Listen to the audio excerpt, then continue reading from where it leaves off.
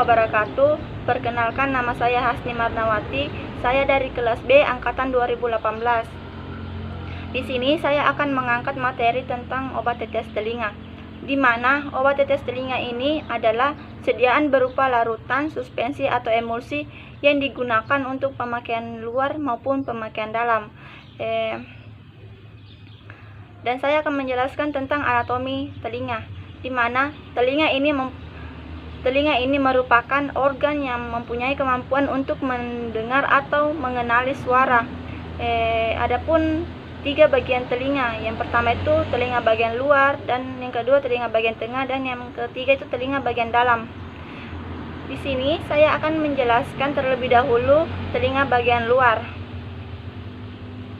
di mana telinga bagian luar ini berfungsi untuk menangkap rangsangan, getaran atau bunyi dari luar. Telinga luar juga ini terdiri atas daun telinga, saluran tengah yang mengandung rambut-rambut halus dan sekresi dan kelenjar sebasem dan sampai di saluran timpani.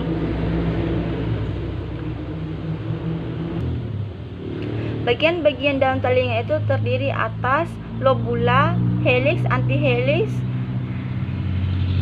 tragus, dan antitragus. Rambut-rambut telinga ini juga mempunyai fungsi untuk melindungi lorong telinga dari kotoran, debu, atau serangga yang mau masuk ke dalam telinga. Adapun kelenjar sebasem ini itu berfungsi untuk menghasilkan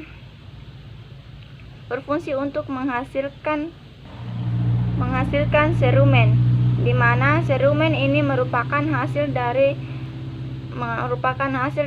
kelenjar sekresi yang merupakan hasil dari kulit dinding telinga yang terlepas dari debu. Adapun telinga bagian tengah. Telinga bagian tengah ini berfungsi untuk mengantarkan suara dari telinga luar ke telinga bagian dalam. Adapun bagian-bagian di dalam telinga yaitu membran timpanin yang berfungsi untuk mengantarkan rangsangan bunyi atau menerima rangsangan bunyi. Yang kedua itu tulang-tulang pendengaran. Yang ketiga itu saluran eustachius, yaitu penghubung antara saluran telinga tengah dan saluran faring. Yang terakhir itu telinga bagian dalam, di mana telinga bagian dalam ini berfungsi untuk menerima getaran atau bunyi yang diantarkan oleh telinga bagian tengah. Telinga bagian dalam ini juga terdiri atas 2 bagian, yaitu labirin tulang dan labirin selaput. Adapun yang dimaksud dengan koklea, di mana koklea ini terbagi atas 3, yaitu skala vestibulin yang terletak di dasar, kedua skala media yang terletak di tengah, dan yang ketiga itu skala timpani yang terletak di ventral, di mana skala vestibulin dan skala timpanin ini hanya berisi polimfe, sedangkan skala media ini berisi endolimfe. Dalam hal ini sangat penting dalam proses pendengaran karena antara skala satu dengan skala yang lainnya dapat dipisahkan oleh satu membran, di mana ada 3 macam membran. Yang pertama itu membran vestibulin yang memisahkan antara skala vestibulin dan skala media. Yang kedua itu membran tektoria, yang dimana dia itu memisahkan skala media dan skala timpanin. Yang ketiga itu membran basilaris, di mana membran basilaris ini dia itu memisahkan skala timpanin dan skala vestibulin. Selanjutnya itu zat-zat pembawa yang digunakan pada pembuatan tetes telinga.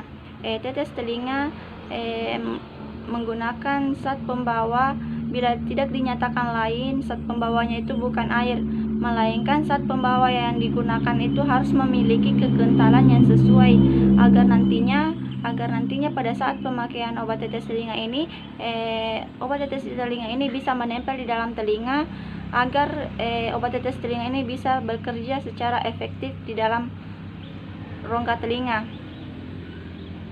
Kemudian adapun zat-zat pembawa yang biasa digunakan dalam pembuatan obat tetes telinga itu yaitu gliseril, propilglikol,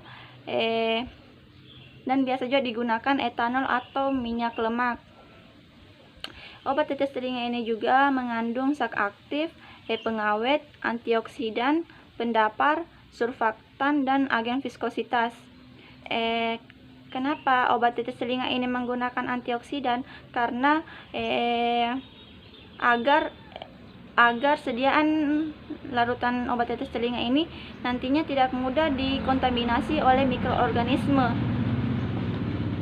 Adapun syarat-syarat pada pembuatan sediaan tetes telinga, yang pertama itu syarat uji penetapan pH sediaan, yaitu pH-nya 4-8. Yang kedua, syarat penetapan volume terpindahkan. Yang dimaksud sini volume rata-rata dari 10 yang diperoleh dari 10 wadah itu tidak boleh kurang dari 100%, dan tidak satupun wadah boleh kurang dari 95%. Yang ketiga itu syarat uji partikulat. Yang dimaksud di sini obat tetes telinga itu harus bebas dari partikel asin dan serat halus. Yang terakhir itu syarat uji kejernihan.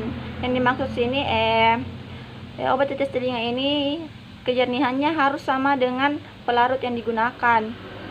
Adapun gangguan-gangguan yang biasa terjadi pada telinga, yang pertama itu tinnitus, di mana tinnitus ini adalah gangguan pendengaran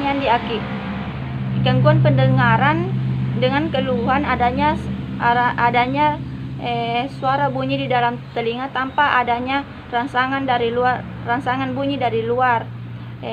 Kemudian yang kedua itu radang kronis, di mana radang kronis ini merupakan peradangan yang terjadi di telinga tengah yang ditandai adanya lubang pada bagian gendang telinga yang disertai dengan keluarnya cairan lendir atau nanah.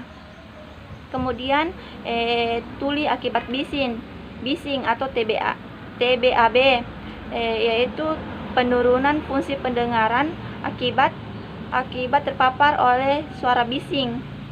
Dan yang terakhir itu tuli keturunan atau genetik, yaitu tuli yang dibawa sejak lahir.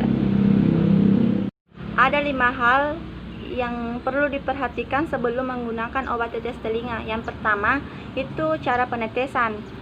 Maksudnya itu kita harus mengetahui terlebih dahulu cara meneteskan obat telinga yang benar, karena apabila cairan tetes telinga keluar pada saat diteteskan ke dalam telinga dan cairan telinga itu tidak masuk seluruhnya ke dalam telinga, itu bisa mengakibatkan obat tetes telinga ini tidak memberikan efek terapinya. Yang kedua itu penyimpanan. Kenapa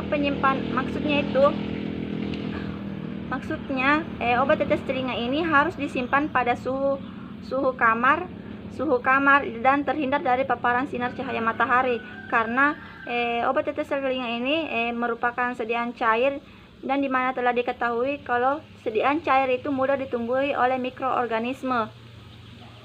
Kemudian yang ketiga itu perubahan warna, dimana perubahan warna ini juga sangat penting. Apabila perubahan warnanya itu berbeda dari warna sebelumnya, maka obat tetes telinga itu sudah termasuk kadaluarsa. Yang ketiga itu kejernihan. Pastikan obat tetes telinga ini tidak terdapat pengumpalan atau benda asing di dalam cairan tetes telinga ini sebelum digunakannya. Selanjutnya itu jenis-jenis obat telinga. Yang pertama itu polimisin kombinasi dengan otopin, di mana obat ini digunakan untuk mengobati radang pada telinga akibat bakteri. Kemudian kloramfenikol kombinasi dengan otopin itu digunakan untuk mengobati infeksi akibat bakteri pada telinga bagian luar. Yang terakhir itu neomycin sulfat kombinasi dengan otopran digunakan untuk menghambat pertumbuhan bakteri pada telinga bagian dalam. Selanjutnya itu cara penggunaan obat tetes telinga. Yang pertama itu siapkan alat dan bahan yang digunakan. Kemudian dihangatkan obat tetes telinga di telapak tangan selama 2 menit. Kemudian buka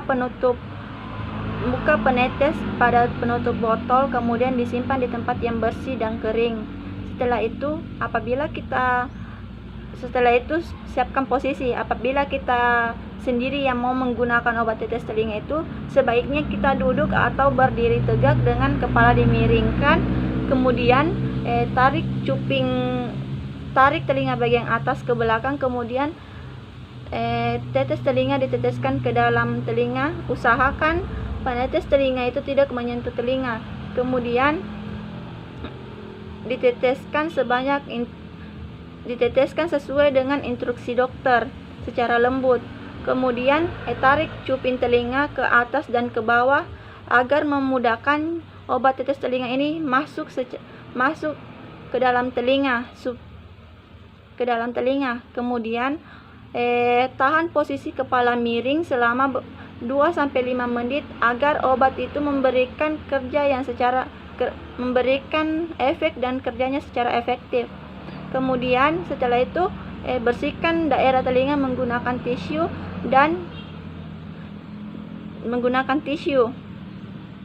Selanjutnya itu preparat untuk melepaskan kotoran telinga. Kotoran telinga itu merupakan campuran sekresi kelenjar keringat dan kelenjar sebasea. Tumpukan kotoran telinga yang berlebihan dapat menyebabkan rasa sakit, gatal, dan gangguan pendengaran, dan juga merupakan penghalang bagi pemeriksaan secara otologik. Adapun tata cara untuk menghilangkan atau membuang liling atau kotoran telinga biasanya itu dimulai dengan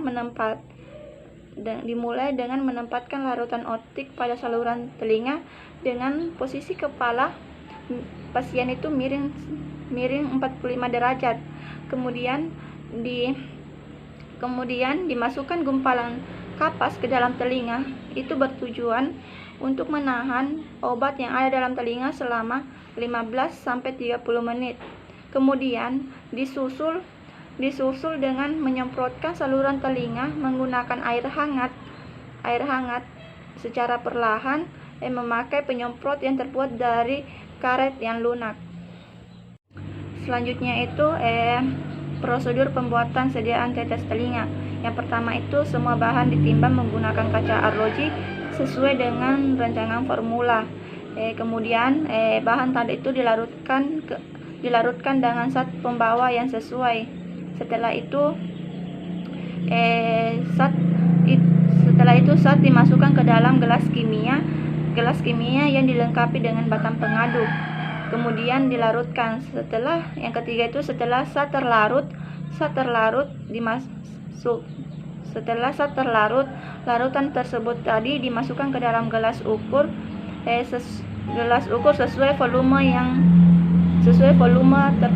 sesuai dengan volume tertentu di bawah volume seharusnya yang dibuat. Contohnya itu jika dibuat 100 ml, larutan di gelas ukur itu dapat diatur hingga tepat 75 ml. Dan yang terakhir itu evaluasi sediaan. Yang pertama itu pH, di mana pH-nya ini sesuai dengan persyaratan yang telah ditentukan. Kemudian evaluasi sterilnya, di mana di evaluasi sterilnya itu maksudnya itu dilakukan pengujian terhadap sterilnya suatu sediaan ini. Apakah sediaan yang kita buat ini sudah bebas dari partikel asin atau serat halus. Kemudian itu evaluasi kebocoran. Misalnya itu evaluasi kebocoran ini pada wadahnya. Apakah wadah yang digunakan itu tidak ada yang bocor atau ada. Apabila kita tidak teliti melihat kebocoran pada wadahnya itu, bisa saja pada saat proses pengemasan itu dia bisa tumpah, atau bisa saja dia mudah dimasuki atau dikontaminasi oleh mikroorganisme.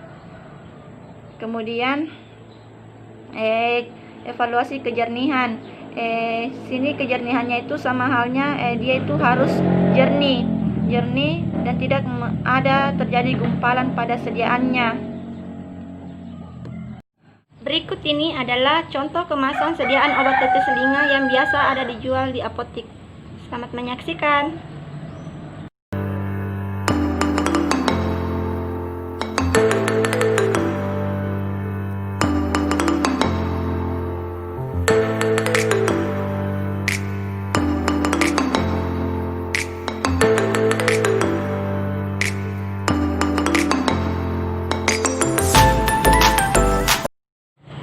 Alasan kenapa kita harus menggunakan pengawet pada sediaan obat tetes telinga, di mana obat tetes telinga ini dia itu berupa sediaan cair, di mana telah kita ketahui bahwa sediaan cair itu sangat mudah ditumbuhi oleh mikroorganisme atau sangat mudah dicemari oleh mikroorganisme. Karena maka dari itu kita harus menggunakan pengawet agar sediaan obat tetes telinga kita ini tidak mudah dikontaminasi oleh mikroorganisme. Selanjutnya itu cara penggunaan obat tetes telinga pada seorang anak. Cara penggunaannya itu tidak beda jauh dengan penggunaan tetes telinga pada orang dewasa. Yang dimana itu cara penggunaannya itu siapkan alat dan bahan, kemudian hangatkan botol di telapak tangan selama 2 menit. Setelah itu anak dibaringkan di tempat tidur dengan posisi miring, kemudian tarik cuping anak ke belakang, kemudian teteskan tetes telinga ke dalam lubang telinga anak. Usahakan agar penetes telinga ini tidak menyentuh lubangnya. Setelah itu tarik cuping anak ke atas dan ke bawah agar obat bisa masuk secara menyeluruh. Setelah itu pertahankan posisi seperti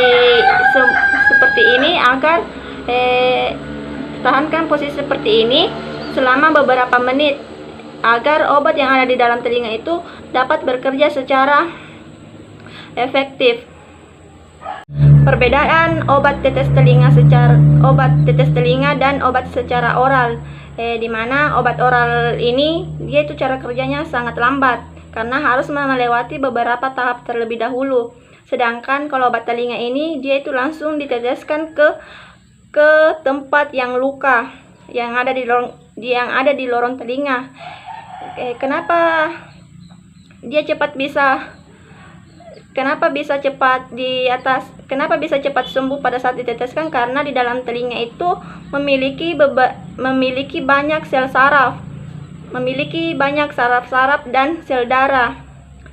Maka dari itu jika kita memiliki gangguan telinga, sebaiknya itu kita menggunakan tetes telinga untuk mengatasinya lebih cepat. Kenapa obat tetes telinga ini harus kental dibandingkan obat tetes mata itu yang cair? Karena obat tetes telinga ini